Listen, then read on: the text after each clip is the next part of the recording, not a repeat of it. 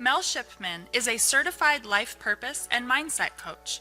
With over 7 years of experience, she specializes in helping women leaders and entrepreneurs achieve their goals by shifting their mindsets and self-limiting beliefs.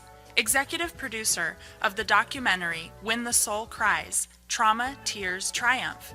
As seen on Amazon Prime, Mel empowers others to release the pain of their past and embody the freedom of their future.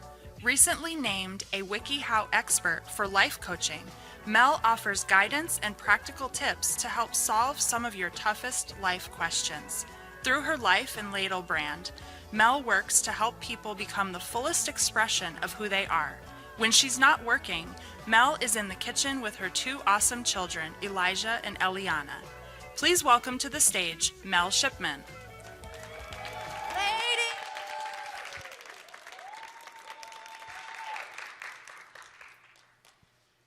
Good morning. Hi, how are you? Good. I'm super excited to be here, but before I get started, I want to say thank you to April. And what I'm thanking you for is your obedience. Anytime you set out to do something that God told you to do, the first question is, how am I going to do this? And who's going to help me? And your team will not show up until you create the space for them to come.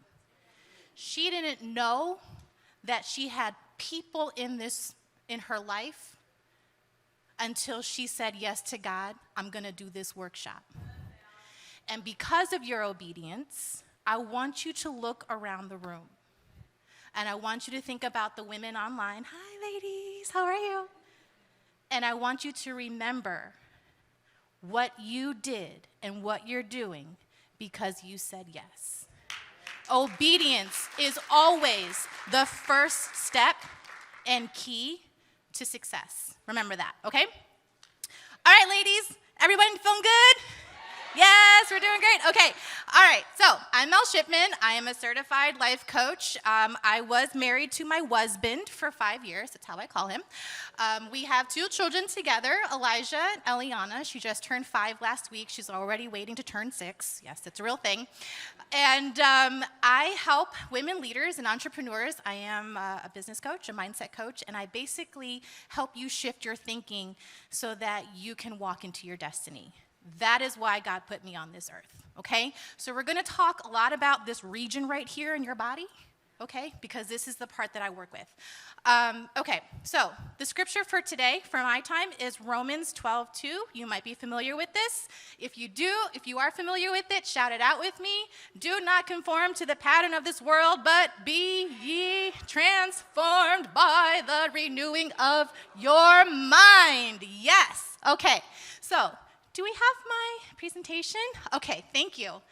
The reason why I work a lot on self-limiting beliefs is because in my practice, I have found that is the number one thing of why a woman will not move forward. You can say a lot of things like, I don't have the time. I don't have the money. I don't have the network. I don't have the education. I don't have this. I don't have that. And guess what? It all starts here. So we're going to talk about how self-limiting beliefs form, and it informs the story we tell ourselves. Okay? So can we move to the next slide, please? Thank you. I always love starting off my talks with this quote because it literally documents the path of a belief to a truth. Okay? So Gandhi said, your beliefs become your thoughts become your words become your actions become your habits become your values, and your values become your destiny. People think that, oh, life happens to me. But in reality, life happens based on what you believe to be true in here. Okay, so we're going to go all the way back, all right, to what you have been thinking about. Okay, next slide. All right, so shout out from the room, take a wild guess. How many thoughts do you think we have on a daily basis? 400? 5,000? 1,000? I had one lady say 5 one time, and I was like, 5 thoughts, really? So I'm gonna get up, I'm gonna get dressed, I'm gonna get my coffee, I'm gonna go to work, and I'm gonna come home. Like, that's it? That's all you think about? That's it? Bless her heart. She was so cute. Okay, keep going. Yes. 50,000. You are actually close. On average, we have almost 60,000 thoughts a day. 60,000. But you're only conscious of 5. And guess what? 80% of those thoughts are negative. Which means, on average, every day, there are 48,000 negative thoughts running through your mind. And my question to you is, do you have enough truth in your arsenal to fight almost 50,000 negative thoughts on a daily basis? How many of you are children from the 80s? Yes! Ooh, love it. Okay, how many of you remember Friday night, right? All your songs were on the radio, you're in your room, you're jamming, okay? And your song comes on, and you want to record it because you want to make that mixtape, and so you hit the play and the record button at the same time because you're in your room and you're jamming, and you got really mad when side A ran out of tape. You had to run around and switch to side B because you didn't want to miss that chorus, right? All right. I equate our thought system like a mental mixtape, and it runs on a loop continuously. So when we are not conscious of the thousands of thoughts that we have running in a loop every single day, it's no wonder why we struggle to live the life and actually experience the life we say we want to have. Because guess what, ladies? That mental loop, you go to bed with it, you sleep with it, you wake up with it, and you run in your day, the whole entire day, with that thought system, okay? So we're gonna talk about how to make that mental mixtape actually work for you. Next slide, please. All right, so very quickly, we're gonna talk about, before self-limiting beliefs, we're gonna talk about beliefs in general. Aristotle said, "Give me a boy until he's 7, and I'll show you the man." And what that means is, in the first 7, maybe 8 years of a person's life, psychologists have found that your core value and belief system gets formed because of repeated experiences, the environment that you grow in, the geographical region you grow up in, the neighborhood you grow up in. Anything that is repetitive, it forms that core value. So think of it as like a tree trunk, okay? After about age 8, 9, or 10, what happens is your core belief system starts to branch out, form branches, and new values might enter your life, new beliefs might enter your life, and then you spend your, I want to say, mid-20s to early 30s and 40s testing out those values to see if they're still true, okay? Right around your late 30s, maybe mid-40s, is when your belief system gets fully formed. You ever heard somebody say, oh, they're stuck in their ways after a certain age? That's why, okay? Make sense? Okay, so if that's the case, then how did self-limiting beliefs get formed? Can we move to the next slide, please? Thank you. Self-limiting beliefs get formed the same way. Repeated experiences, as well as the messages that you took away from those particular experiences, okay? So, what are self-limiting beliefs? I'm glad you asked. Self-limiting beliefs are assumptions or perceptions about yourself that hold you back from achieving what you're capable of. And the key word in this definition is actually assumption. Do you know why? Because the definition of assumption is that it is something that is accepted as true without proof. Okay? So I want you to think about all the things that you have been telling yourself as to why you can't do that thing, why you can't finish that education, why you can't start that business, why you can't write that book, why you can't find somebody to love you, cherish, honor you, and appreciate you for the amazing, uncommon, rare work of beauty that you are. Okay? If we're going to transform our minds today, ladies, the number one thing I want you to walk away with from my presentation today is that marriage does not make you a success. Therefore, divorce does not make you a failure. Okay? Remember that. Okay? It is amazing to have a successful marriage, yes, but you are not a success because you're married. Therefore, you are not a failure if you're divorced. Okay? All right. So I want you to just be open with me. Shout out some self-limiting beliefs that you may either say to yourself or that you've heard from other people. I'm not good enough. I'm damaged. You're selfish. You're broken. You're crazy. I can't lose weight. I'm too old. I'm sorry? I'm too old, yeah. What else? I'm a control freak. Your standards are too high. Wow. Really? That's what we're doing? Our standards are too high? You mean asking someone to respect and cherish me for the creation that God says I am is asking too much? But my question is, in all the things that you have been called, labeled, or described as, at what point in your life did you replace their voice with your own? Because the only time those words stay your truth is when there is a voice that's saying it in here.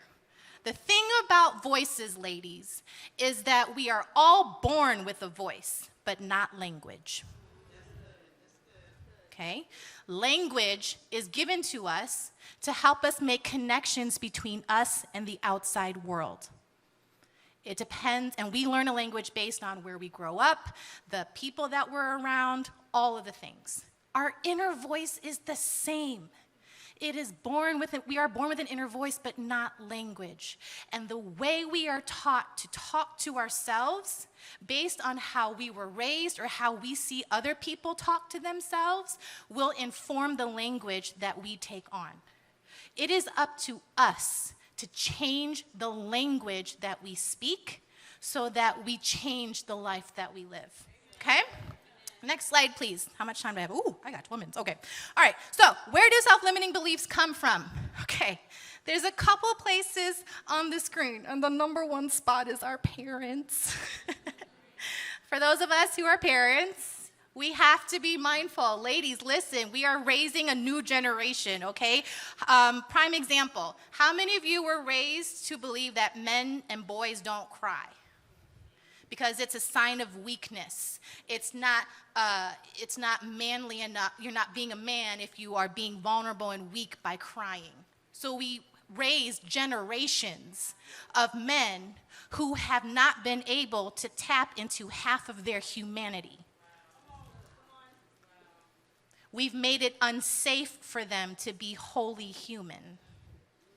And then because we were allowed to cry, we get labeled as what?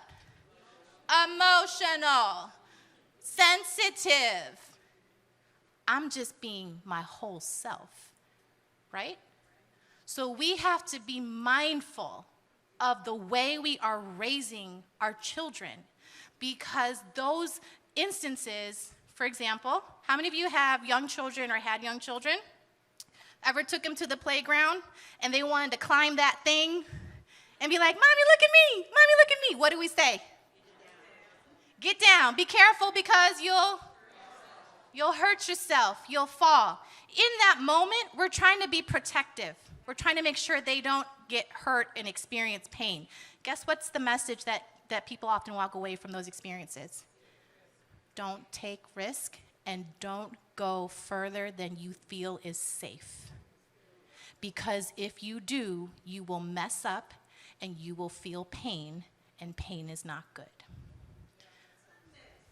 So in all the ways y'all are grown now, and you didn't apply for that job, and you didn't go for that promotion, and you didn't finish your education, and you didn't do that thing, and you didn't go on that missionary trip to Africa or Asia or whatever it was, it's from those little moments where the messages that we took away of going farther in life is not safe. Be careful, okay? All right, so here's the thing I want you to remember. There's a big bad wolf on this screen, right? And this really cute little girl, okay? She's adorable. The wolf doesn't look nice, does he? He looks like he's about to eat her face, right? But here's the problem. The problem's not the wolf. The problem is the little girl taking a picture of her pain so that she can remember it in here. The wolf is doing what he was always meant to do. He's acting out of his nature. It's the little girl's decision to make a memory out of it. Think about that. Okay, next slide. And then we're going to do a quick activity. All right, Mel. We went through this real quick, lecture, because this is normally actually an hour presentation with me. So I'm giving you like the quick and dirty version. How do we get rid of it? Well, there's a couple of things. I want you to ask yourself, how has the belief system that I have been operating on helped me get to where I am today? Because the truth of the matter is, it's not necessarily about just replacing habits and beliefs that you feel, are bad. Because sometimes we have beliefs that are actually good for us. They have shaped us to make us to be responsible, disciplined, maybe always striving for excellence. Maybe it might develop integrity, to some degree. And those are really good things that we got from our parents, that we got from our experiences. So it has helped us get to where we are today. But the question is, how are they hindering you from where you want to go tomorrow? Sometimes we have to let go of things that were actually good for us, but they were not meant to stay with us. And that includes relationships. Okay? When you figure out what beliefs and the point of origin that your beliefs have come from, and I say point of origin meaning try to go back as far as you possibly can to identify where your beliefs came from. When you said, I'm a control freak, when you said your standards are too high, when you said, I'm too old, who told you that after a certain age, you are not capable and you've lost your ability to do great things? What was the influence or the messaging or another person's thought system that you took on and adopted for yourself? Okay? When you identify the point of origin, how it's helped you and how it's hindered you, now you have to decide whether or not you need to keep the belief system that you have. Now, the last thing on number 5 is two things that I learned from this amazing coach, Marissa Peer. She's like the #1 coach in like the UK and everything. She's awesome. She helps her clients with these 2 statements. This is not me because, so for example, the control freak, high standards, all of that one. This is not me. Who said that? Okay. This is not me because, why? Fill in the blank.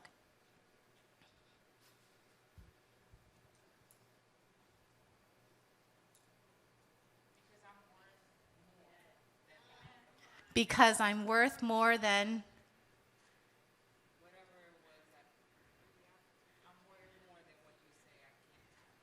And why are you worth more than what somebody else says you can't have? Oh! Oh!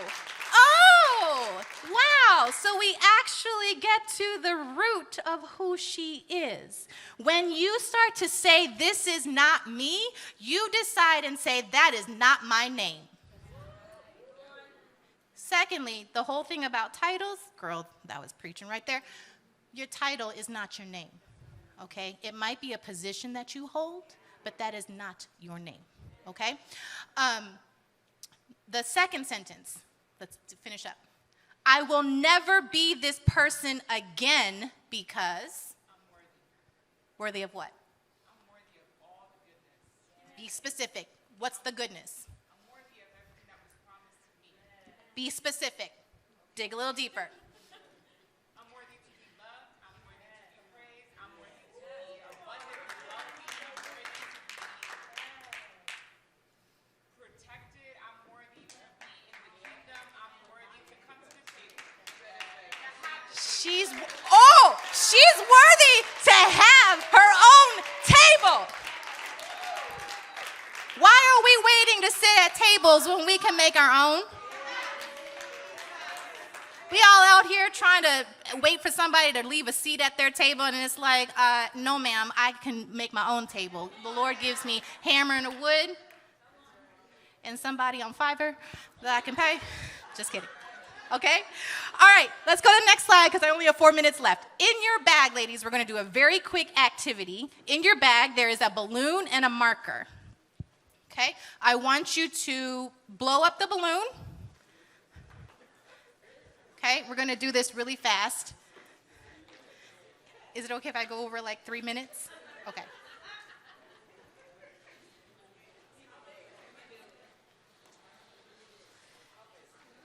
Okay, we're going to practice rapid air filling. We're going to blow it up as fast as you can. Okay, speed air, speed air. Blow it up. People online, if you have your balloon as well, please take your balloon out.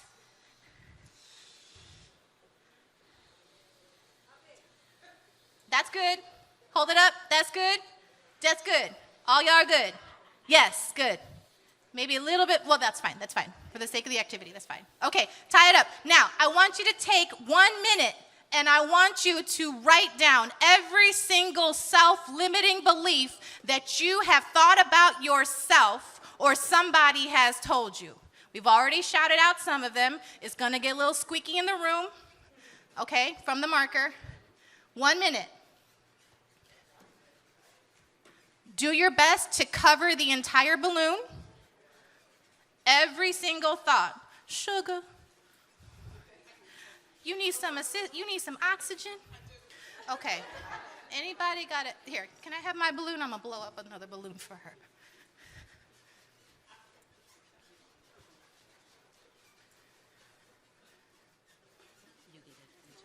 Okay, thank you.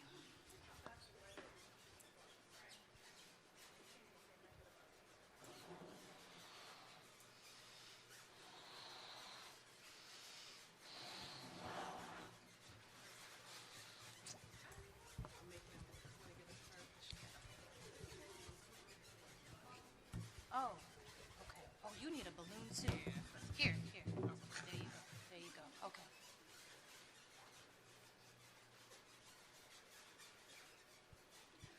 All right, let's do 30 more seconds. Every single belief that you can think of that's self-limiting.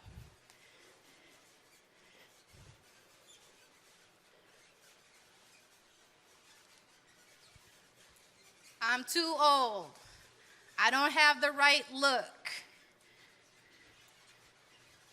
I don't have the education. I'm not qualified. I'm a control freak. My standards are too high. I'm not beautiful. Some of the messaging I grew up with that I took away from my experiences was that I'm not worth attention.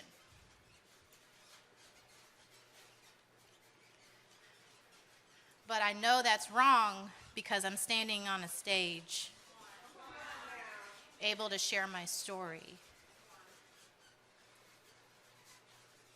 I had to pop that belief real quick. Okay, all right. Now, put your markers down. Take one last look at these beliefs. All of them. Take one last look. Read them. One last look. Okay? Pop it. Do it. Do it. Do it. Yes, yes. Come on. Come on. Come on. It's all right. Pop your balloon. And pick it up. Pick it up. Pop the balloon. Come on. You need some assistance. Oh my God. Just pop it. You pop it. There you go. There you go. Okay. Now, take a look at your balloon. Tell me what you see. Tell me what you see. Shout it out for the people online. Nothing. What? It's small now. It's garbage. What else? It's what? Freedom. What else? What do you see? It doesn't hold any air. Can I hold your balloon in there? Ladies, is it possible your whole entire life you have been breathing air into something that was never your truth, but was always trash? I'm going to leave you with two things. What you breathe air into, you give life to. What you give life to, you approve. What you don't breathe air into, you don't give life to. What you don't give life to, you approve to die. We have to be careful of what we allow to come to pass and what we allow to pass away. So I'll put on my last slide, and I'll leave you with this. Stop telling your future, I cannot do this right now. Start telling your now, I can't do this anymore. Okay? Love you. Thank you so much.